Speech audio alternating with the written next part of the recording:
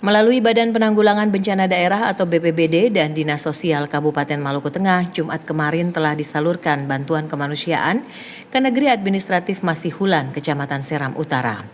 Bantuan tersebut berupa kebutuhan pokok, makanan balita, selimut, perlengkapan dapur, tenda, terpal, serta perlengkapan tidur lainnya. Bantuan tersebut tiba di lokasi dan selanjutnya akan disalurkan kepada warga terdampak. Penyaluran bantuan diserahkan langsung oleh Wakil Bupati Maluku Tengah, Mario Lawalata, yang telah berada di lokasi sejak hari pertama bentrokan terjadi. Petugas gabungan dari TNI Polri bersama masyarakat juga telah mendirikan tenda pengungsian dan dapur umum.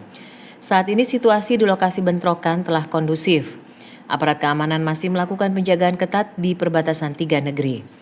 Kapolres Maluku Tengah yang dikonfirmasi mengimbau seluruh pihak untuk menjaga Kamtibmas dan tidak merusak hubungan persaudaraan yang telah terjalin dengan baik selama ini. Dari Masohi, Maluku Tengah, kontributor TVRI Fatahila Sia melaporkan.